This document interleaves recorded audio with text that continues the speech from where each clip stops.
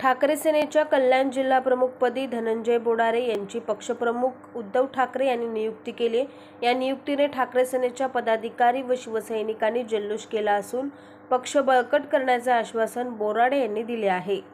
ठाणे व कल्याण लोकसभेत ठाकरे सेनेचे दोन्ही उमेदवार पराभूत झाल्यावर पक्ष संघटना बळकट करण्यासाठी उद्धव ठाकरे यांनी नवीन नियुक्त्या केल्या आहे। ऐन लोकसभा निवडणुकीत कल्याण जिल्हा प्रमुख चंद्रकांत बोडारे यांनी शिवसेनेत प्रवेश केला। बोडारे यांच्यावर राजकीय दबाव आल्याने त्यांनी शिंदे सेनेत प्रवेश केल्याचे बोलले जात होते। रिक्त झालेल्या जिल्हा प्रमुखपदी पक्षाचे जिल्हा समन्वयक व चंद्रकांत बोडारे यांचे लहान बंधू धनंजय बोडारे यांची वर्णी लागली आहे।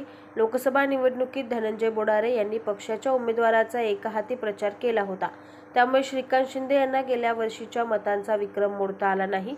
बोडारे यांनी गेल्या वेळी कल्याण पूर्व विधानसभा निवडणूक लढवून गणपत गायकवाड यांना टक्कर दिली होती। कल्याण पूर्व विधानसभेचे भावी उमेदवार म्हणून त्यांच्याकडे पाहिले जात आहे। ठाकरे सेनेने त्यांच्या उमेदवारीला मूक समिती दिल्याची चर्चाही सुरू झाली आहे। शहरात चंद्रकांत बोडारे व धनंजय बोडारे यांनी शिवसेना वाढवली, मात्र लोकसभा निवडणुकीत चंद्रकांत बोडारे यांनी शिंदे सेनेत प्रवेश केला, तर दुसरीकडे धनंजय बोडारे यांनी ठाकरे सेनेच्या वाढीसाठी प्रयत्न केले।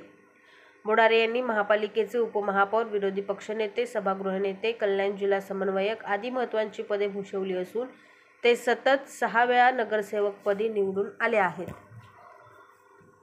निवडणुकीचा अनुभव आम्हाला दांडगा आहे, कसं काम करायचं ते माहिती। प्रत्येक निवडणूक आम्हाला नवीन नाही। लोकसभेची निवडणूक सर्वांनी पाहिलेली, एका बाजूला प्रचंड जनशक्ती होती आणि एका बाजूला फक्त जनशक्ती आणि कडवट शिवसैनिक, त्या आधारे लोकांना दाखवून दिलेले पैसा म्हणजे सर्व काही नाही, पाण्यासारखा पैसा उठला गेला। परंतु या ठिकाणी वैचारिक आमच्या नौख्या आणि सर्वसामान्य महिला उमेदवारांना लोकांनी पसंती दिली, प्रचंड मतदान केलं। याचा परिणाम नक्कीच विधानसभेवर होणार आहे आणि आपण सर्वजण पाहतोय जसं ते शायनिंग इंडिया होतं तसं 405चा नारा दिला होता, त्याला लोकांनी तडीपार कसं केलं ते माहिती आहे आपल्याला। आताच तुम्ही महाराष्ट्रामधून सुद्धा तसं झालेलं आहे। आता जे सर्व अंदाज येत आहेत, मोदी मीडिया सोडले तर महाराष्ट्रामध्ये महाविकास आघाडीचं सरकार बनतंय, स्पष्ट बहुमत आणि चांगलं बहुमत महाराष्ट्र विकास आघाडीला मिळणार आहे आणि तसंच त्याचाच परिणाम उल्हासनगरमध्ये सुद्धा आहे। उल्हासनगरमध्ये आम्ही अंबरनाथ, उल्हासनगर, कल्याणपूर सर्व 6 चे 6 विधानसभा महाविकासी आघाडी जिंकेल अशा प्रकारचं वातावरण आहे। तशा प्रकारचे शिवसैनिक लोकांचा प्रतिसाद पाहून जोमाने कामाला लागलेले आहेत। अगदी सर्व समाजातली लोक, सर्व जाती धर्माची लोक या महाविकास आघाडीच्या आणि खास करून उद्धव साहेबांच्या मागे खंबीरपणे उभे आहेत। हेच आमचं सर्व शिवसैनिकाचं टॉनिक आहे। आता येणारी पदवीधरची निवडणूक विधान परिषदेची ती जिंकण्यासाठी सुद्धा भले काँग्रेसचा उमेदवार असला पण आम्ही तो आमचा उमेदवार समजून सर्व शिवसैनिक आणि सर्व महाविकास आघाडीचे पदाधिकारी कामाला लागलेले आहेत।